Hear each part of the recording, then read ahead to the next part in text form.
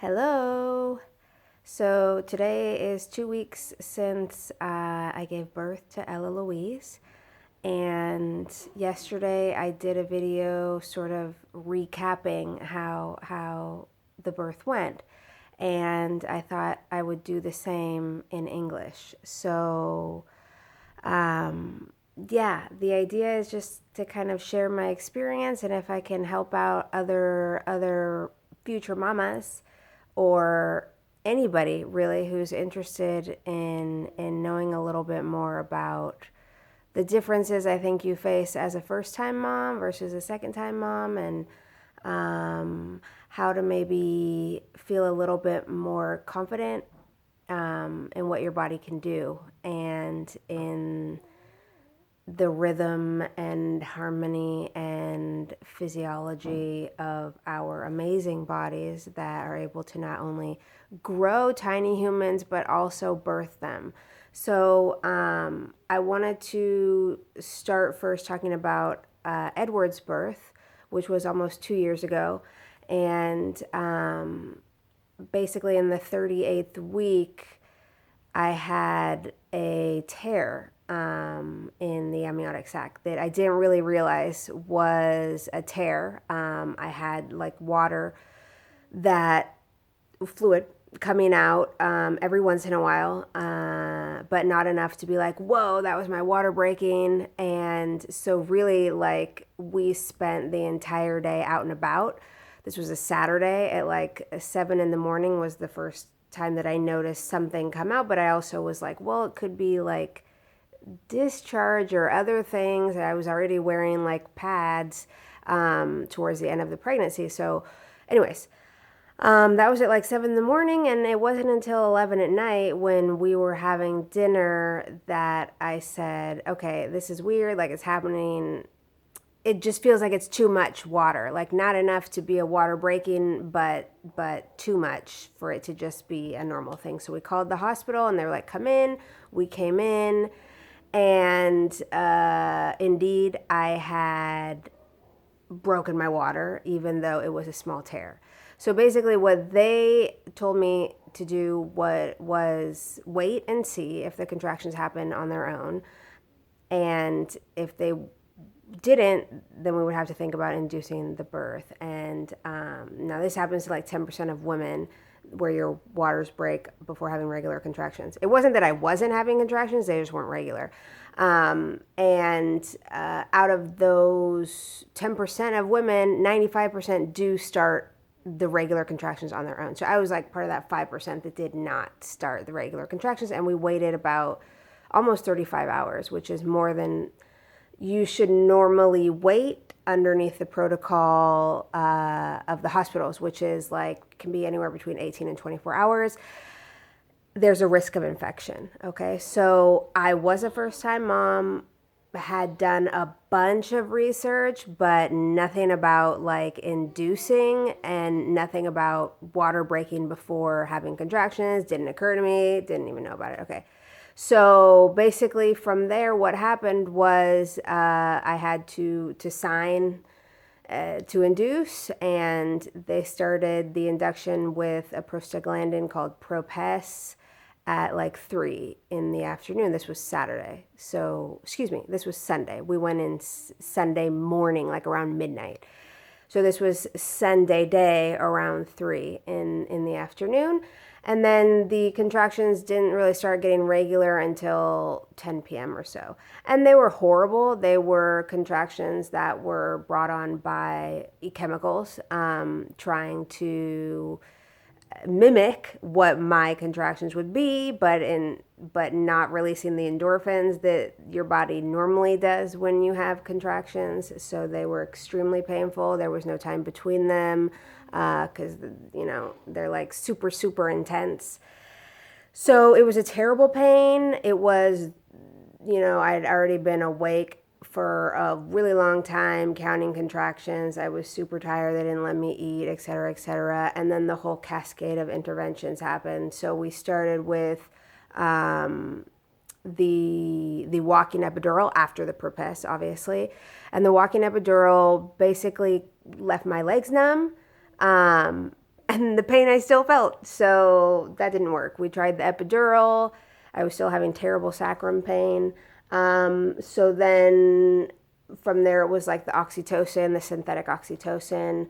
And then from there, it was the Christeller maneuver. So when they like push you here, which I didn't realize was a maneuver in that time. I know now that like other women have had issues with it, and that their babies have had problems with their arms and or legs, just depending on how it was done, executed. In my case, it was fine. Like, it wasn't a big deal. I didn't notice it was a big deal.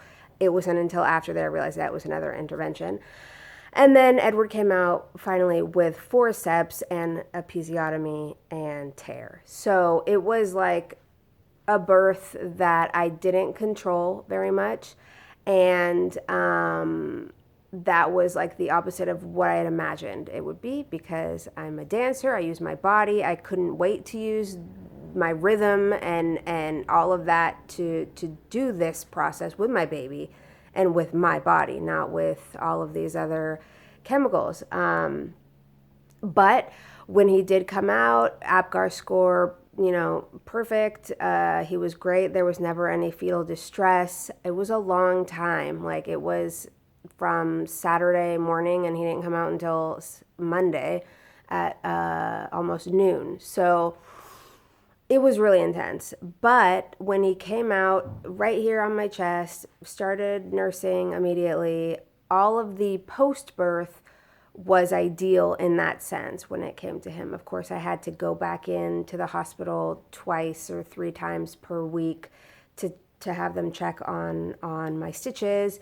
I had to do various sitz baths, honey baths, infusion, put it in the freezer, put it in my underwear, switch it. I mean, it was like the postpartum seemed way more intense last time than this time, just because of all these processes that I had to follow in order to make sure that my vulva and vagina were not inflamed constantly. So, that being said, it was one of those things that made me obviously very interested in understanding what happened. Why did that happen? Why did I not know about the induction thing? Why could I have? Was I not strong enough to have endured those contractions? Like, are they really different? Did it have to happen with forceps? Like, all of these questions I had, and you're doubting yourself. And I eventually went to the hospital and asked for like a full rundown. What happened? When did you give me the oxytocin? When was I, 10 centimeters dilated?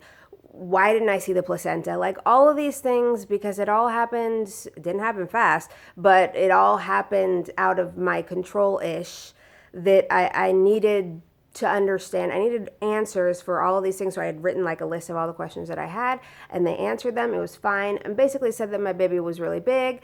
And, because of the protocol of the hospital, they had to do the induction. So it's kind of like that's what it is. And so I took that with a grain of salt and said, okay, cool. What has it done? It's made me read like a million books. I've become super interested in everything about birth and about pregnancy, and not as much motherhood. Well, yes, motherhood too, but especially that part of it. So I even started doing a training. I'm becoming certified in the Laxmi method, which is like a movement therapy for pregnant women and for postpartum women. But for me, it was, more about learning about the anatomy, how the body changes, how the mind changes, what goes on, all of these things. Also wanted to understand everything I was feeling for Edward, because I was so in love. I was so just mesmerized by the whole thing. Like, how could I feel this? How could I feel so much love for a person? So, I did a lot of research. I also did like a 3-day pelvic floor training. And this time around, I hired a doula, which the first time I don't know, didn't think about it, but it's also something that in Spain is not very typical. So I decided to hire a doula, and from there, with everything that I had already done, in terms of the books that I'd read, the training, I was doing meditations, I was doing movement, I was, doing the perineal massage, I was doing the infusions, the raspberry tea infusions. I was on it. Everything that there was to do, I was checking it out, and it served me well. It really did. Like, I felt very confident, and I also knew that this time around, if they were to be like, oh, we're going to have to induce whatever, I'd be like, no. And you can say no. You can say no. That I didn't know that you could say no. So that part of it was important. And with the doula, she was wonderful. We had 3 meetings before the birth, and still have 3 meetings after the birth. So, and obviously she's at the birth. So basically, to describe my second birth with Ella, it was right around 40 weeks. Literally, she came on the day that those 4% of babies who actually come on the day of the, whatever they call it, the most likely date. I can't even, anyways, you guys know what I mean. So she was one of those 4%. But I did start getting contractions 4 days previous. So she was born on the 26th of December, and on the 22nd in the evening, like around 10, I started getting contractions, and I had a contraction counter app. And so just started kind of, keeping those in mind. We did contact Marina, who's the doula, and just let her know, like, okay, well, I don't think it's anything really, because they're not really bothering me, but I'm noticing them, and I'm writing them down. Okay. So she said, why don't you get in the shower and see if they continue? So I got in the shower, and they continued a little bit, but it wasn't, I don't know. Then they stopped like 30 minutes later. We also had Edward kind of running around like he was supposed to be asleep but woke up. Those were also like those last couple of weeks, like he was really picking up on what is happening. Like, am I about to not be the only baby here?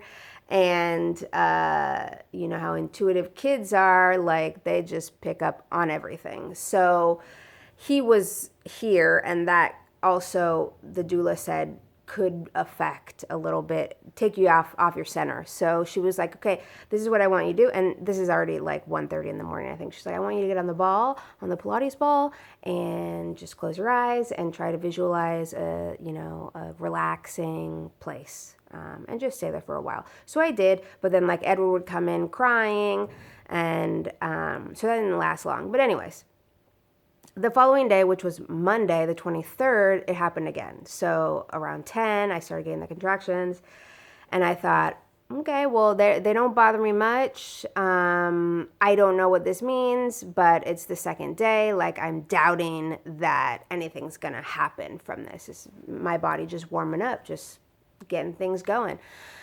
And so we again let Marina know, but kind of played it cool. So then the next day was the 24th, and that day we had an appointment at the hospital. So we went to the hospital, and I had her check my cervix because they offered to. And I said, don't try to do any weird shit like that other maneuver that they do to get labor started. I can't remember what it's called right now, where they do the membrane swipe.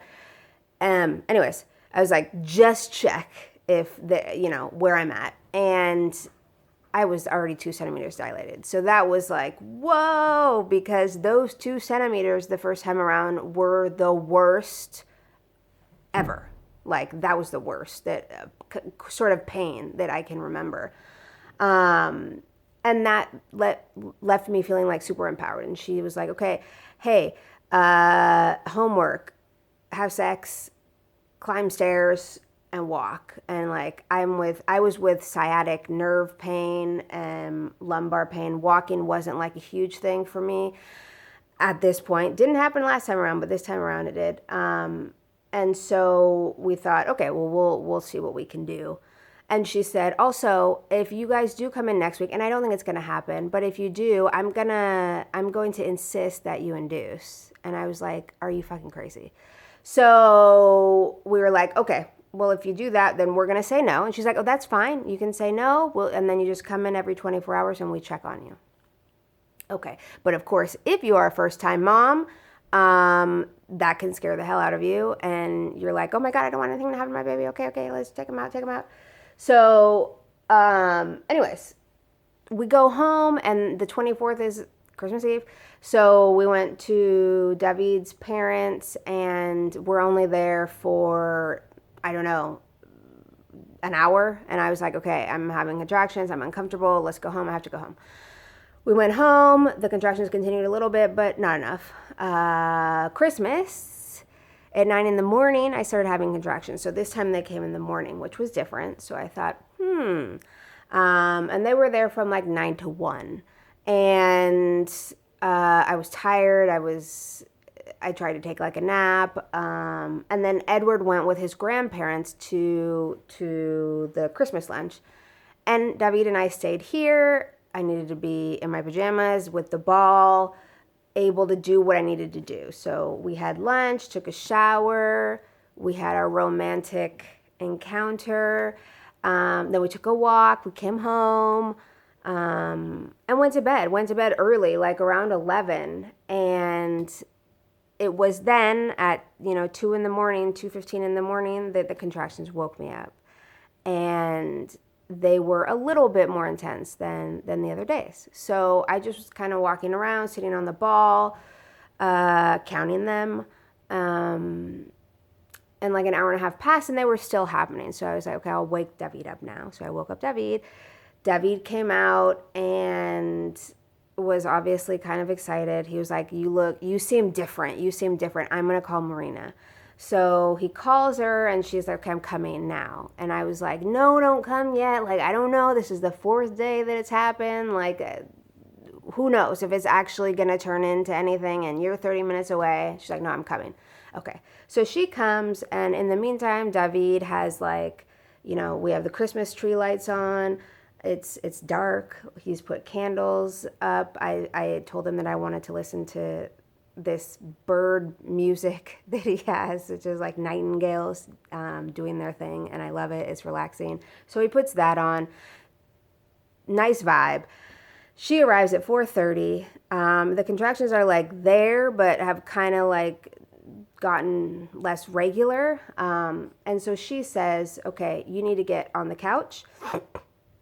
And she put 4 pillows between my legs. I'm lying down with my right side on the couch.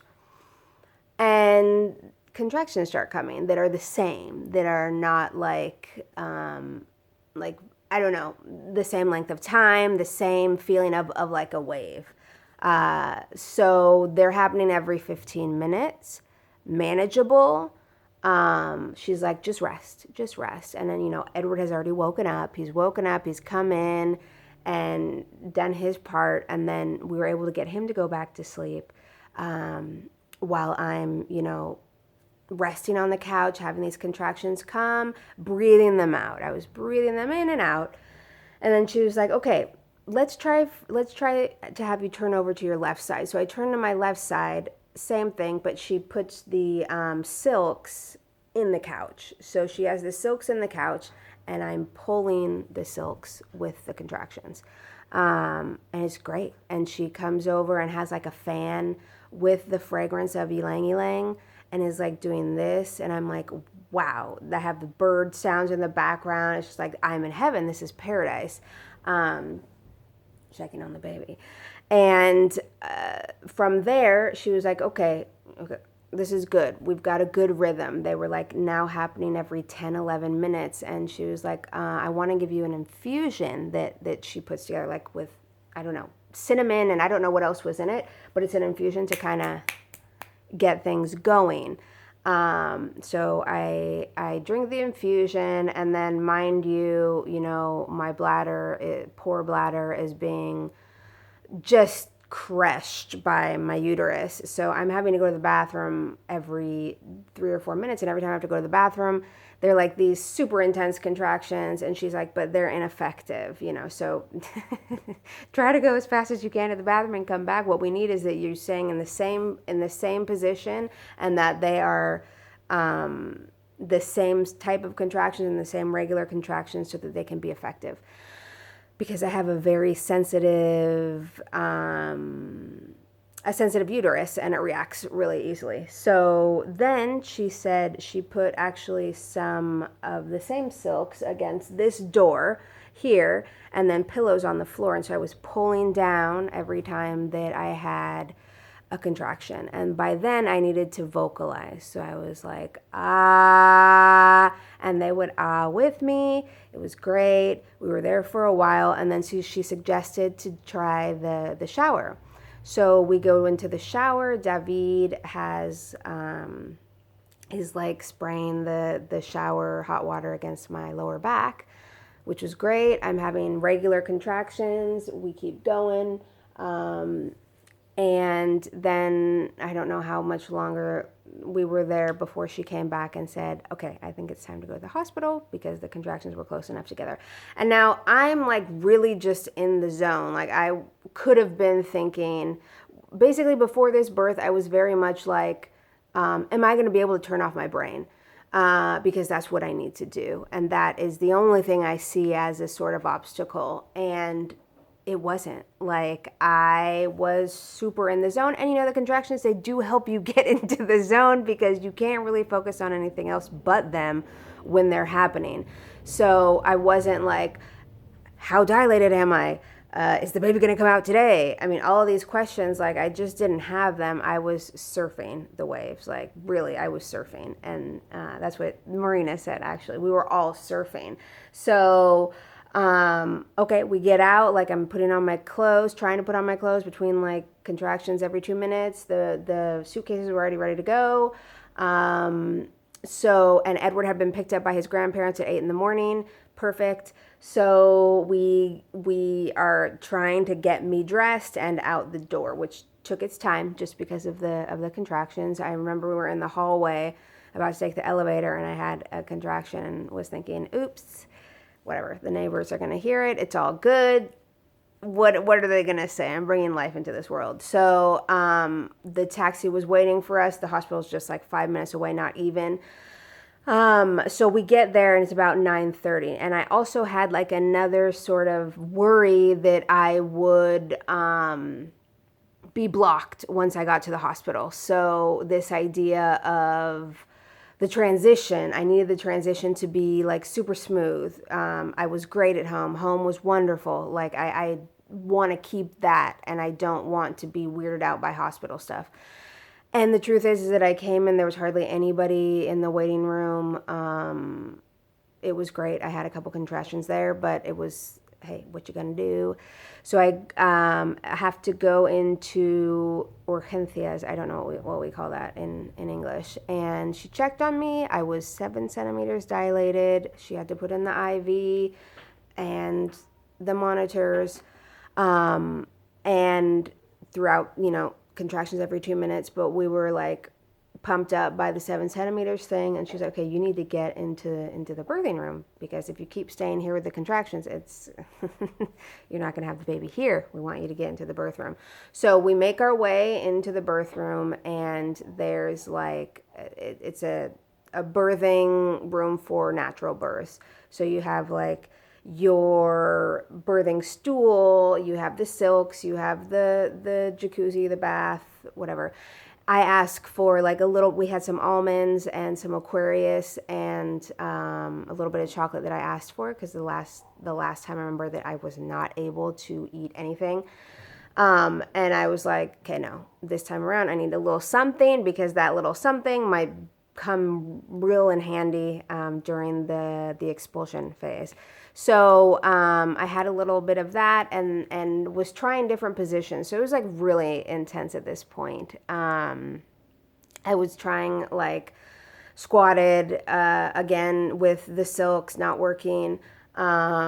Couldn't find that position. I was asking for them to recite back to me my positive affirmations. I had written like a bunch down. You're going to open like a flower.